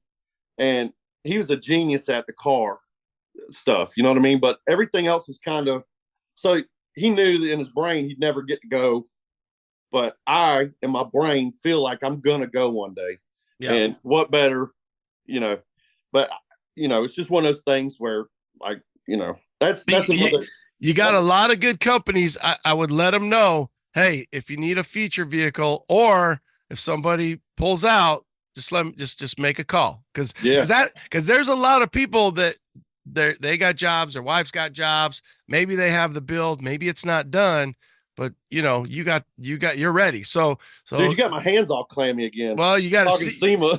Well, no, that's because we were talking about Raleigh's OnlyFans again and get you only excited. but so who's all coming out when you guys do come out west? Dustin coming out, your team coming out? He can't get off work, so we're trying to set it up to where him and Josh, my son, can fly out for the weekend and come back. Yep. Just financing and all that stuff, because that's a big trip going. Sure. Hey, this is my wife, Trish. Hi, Trish. The only support going. Yeah. She's always support that he needs. But yeah, so it's just going to be her and I, and it's going to be like I don't know, kind of like a honeymoon we never took, Sure. Yeah. Stop along the way and just check things out. If we got to go to SEMA, I'll go by myself. Yeah. We'll see what happens. Happens. Yeah. You don't know. So, well, I haven't been asked. With all the art that you have going on as well. So it's cool because now you have the balance, right? So you've got, hey, I got work. I got so much work. I'm trying to keep up. I don't even know if I can fit in time for a pod. I got get these done. We got to get them to print. SEMA would be great, but do I have time and just keeping things going? But there's no moment like the moment. You know what I mean? Hey, I'm telling you, man. And if it does, I'm not even going to talk about it no more. I don't want to talk about SEMA no more, because I'm going to be like, man, I'd love to go. And if somebody does ask me, I'm going to freak out. You know what I mean? Like, I'm going to make some calls. So Josh's truck is the 454 SS, the 90, correct? Yes. And once you come down off this high, you're going to be pushing forward to that, correct? Yeah. Immediately. So it's going to be immediately. So he's already told me what he wants. And like I said, I already got some big dogs ready to go. So with parts. And I guess all he needs is his mama. And so there's a bunch of these OBSs out here. And I have an artistic mind to where I want this thing to go and look like. And I'm easing it to my son, because I don't want him to build a truck that I want. You know what I mean? I want him to build a truck that he wants. So I just give him these little tidbits, and there's things that we're doing that it's kind of like the hatch. We're just going to shock people, and you can mark my words. It's recorded now. So then right after that, we got, you're going to like this one. We got a hard body, a Nissan hard body. Yeah. The 396 big block. Oh, that'll fit. Oh my God. I was just talking to a guy about 2 days ago about when you think about a hard body, a C10 is up there, but when you think about the value of what a kid from the late 80s to the mid 90s, when you bought a $7,000 hard body, if it was even that, and it was a good little one. Yeah. Well, yeah. $4,000 stick, Yep. and those trucks, they're still running around today. So Nissan built such a damn good truck that they're almost indestructible. Hey, the one we got still runs, and it runs like a damn sewing machine. But we're gonna body it. There's stuff I want to say about it, but I can't. But it will be fat tired. Let's just put that out there. But it's not going to be fat tired like mine. Sounds like Snooky needs to be towing the hard body. Hey man, we're working on a hitch now. Yeah, we got to get a hitch. We got to get bagged up. So I'll take you out with this. It is your birthday. You and your dad, he was a big influence on you. Obviously, probably more than you realize. You now are the influence on Josh. Are you and your dad good? What does he think about this bourbon? He passed away 3 years ago, I think, but he was speechless. With it just sitting on the floor with the tires and wheels under it and the big block in it, he got to see that part. My dad was a real loud guy, like always talking and stuff, and it was always about him. So when you could shut him up, you did something. That's all I needed. He didn't have to say it. He didn't have to say anything to me.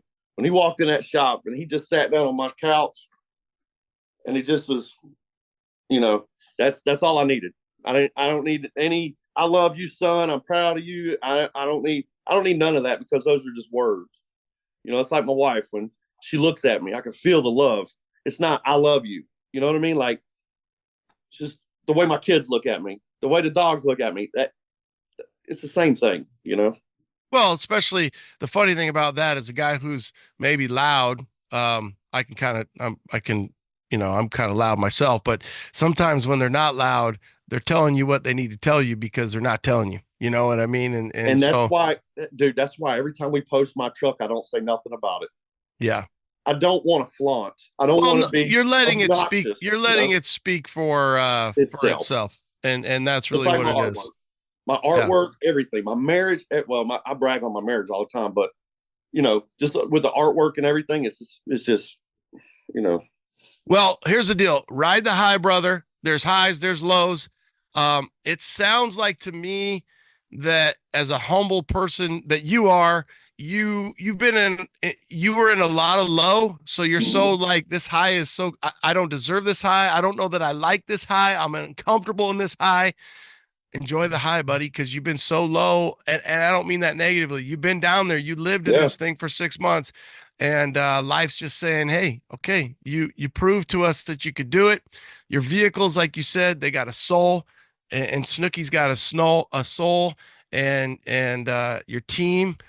And another thing too, don't take it for granted that you found that team. That's what's so cool when you think about your interior guy, Tim, your painter, Trish has something to bouncing off, you, Josh, Dustin. I mean, you got a team. Dude, Gary Pounds, he's my interior guy. He lives 1 mile away from me, and I didn't know it for 20 years. He's a bad dude, man, and he lives right there. Right there. Like, this is, like I said earlier, this is supposed to happen, man. Small world. Man, and I appreciate you hitting me up, man, and this is big time for me. I'm enjoying it. I don't think you're done. I think you're going to get a lot more. There's going to be more print. There's going to be more to come when you come out west, because we haven't seen it out here in person. So when you come out west, like I said, if we can find out there's anybody, you need to give old Mike Alexander with Airlift a call and be like, dude, you got to get me a little feature spot out there at SEMA. There's a show called SEMA. I'm just saying, I got Airlift here. I got this here. Well, he's the one. We pulled into Mini Nats. Let me tell you about Mike real quick. This is who Mike Alexander is to me. Never heard of him. Another OnlyFans guy. Yeah, man. I've known Mike. I would pay to see Mike's. I ain't paying to see Craig Raleigh. I ain't paying for that shit. You know what? You got a good point there. But I've paid for both of them already. So whatever. Damn, I forgot what I was talking about. Mike's a good dude. He's a great dude. Oh, okay. Mike's been in the scene a long time, and he cares. Oh yeah, dude. We've known each other for about 15 years. We just recently, over the past couple of years, started talking like regular. We pulled in he tells me he wants me in the Airlift booth at Mini Nats. To me, that is like, holy shit, that's my SEMA. You know what I mean? I've never been asked to be in a booth before, especially like Airlift. That's a big company, So I eased the truck in. My son's coming because he moved the trailer. And Mike was like, yeah, this thing's going to look good on the cover. And I went, what? He goes, oh, I didn't tell you? And I said, tell me what? Man, I didn't care. I didn't care, man. I just started crying right there because that, as a hot rod guy, that's the ultimate thing. So my son's walking around and I'm like, get over here. I said, Mike, tell him what you just told me. He said, y'all gonna be on the cover of the magazine, C10 Builder's Guide. And he looked at me, man, and he grabbed me, and freaking Mike takes a picture of us crying and hugging each other. But that was you? Oh, my wife. Okay, I'm gonna sorry, use it as blackmail. Yeah. But that's who Mike is to me. When I told Mike we were building my son's truck, he's like, whatever you need, I got you. You know, he doesn't know me, you know, like personally, like everyday friendship. He doesn't know me like that, but he's willing to help me out because he sees what we're doing. So that's who Mike Alexander is to me. Same thing with Bob Grant. Same thing with Mike Losh. These dudes are they're just kick-ass people, and they don't get enough credit. They get credit for their business stuff, but they don't get credit for personal stuff. You know what I mean? Like, they didn't have to help me at all. They could not respond to a message at all, a text message, a phone call, anything, but they do. And that inspires me to do that for my kid and his friends and you know, just down the road, because they were cool to me. I'm going to be cool anyway. But, you know, it just pumps you up, makes you feel like somebody, you know? Well, the trucks are cool and the people are cooler. And if we don't pay it forward, and they know that, and that's what it's all about. And the cool thing, if the audience doesn't follow you, hasn't seen it, is it's not just his burb on the cover. It's him, his son in the burb on the cover. And that's not something that you see that often anymore. You don't, unless it's, you know, the 90s and some chick wearing a two-piece. Yep. You don't see a lot of people on the covers these days. So it's pretty unique and it's pretty cool. And talk about a time capsule to see that, you know, that you'll have hanging on the wall, you and Josh when he's, you know, 15. And it's pretty cool. 15, he's 16. Yeah, he's 16. But when he took the picture, Trish, just calm down. I'm talking about when the picture was taken. You're trying just to calm down. No, but they even threw a picture of my wife and I in there. And then they got there you guys are in the back. Gangster ass picture with me, Dustin, and Josh. That's like one of the hardest pictures I've ever taken in my life, and it's just Brandon Burrell just killed it. That thing, that picture right there, we're gonna blow it up and make a poster out of it because it's that cool. Yeah, that's a good shop one. Dustin looks like he's ready to rumble. He's ready. Dude. Yeah, he's got that Vanilla Ice look to him. That's what everybody calls him, you know. He's got his hat down low. He's ready to rumble. He's ready to go. All right. Well, speaking of letting you go, I'm going to let you go. If you need anything, I appreciate you taking time. Have a great birthday. Hopefully you're getting the meal of your choice. I don't know. What are you doing the rest of the day? What are you doing for your birthday? There you go. Nothing.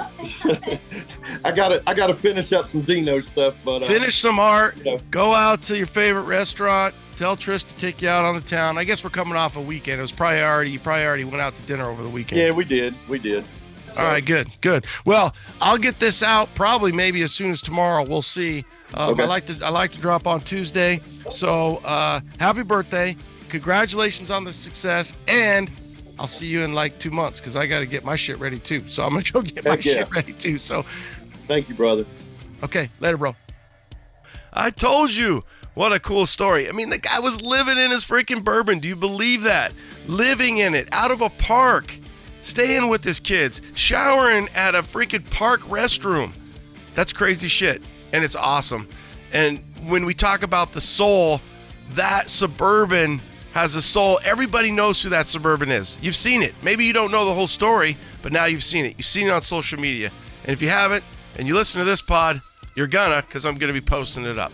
Josh, again, thank you so much. For you guys, safe travels to all the shows, wherever you're going. You've got the Grand National Truck Show coming up. Everybody was just coming back from Triple Crown and Rotting. I'll be out in Texas, Waxahachie, Texas, the following weekend. Boy, oh boy, we got a lot going on. And then just around the corner, you got the Show Me Shindig, you got the C10 Fall Revival, and before you know it, we'll be in November, SEMA and the Get Down. Good times ahead. C10 Talk out. Late.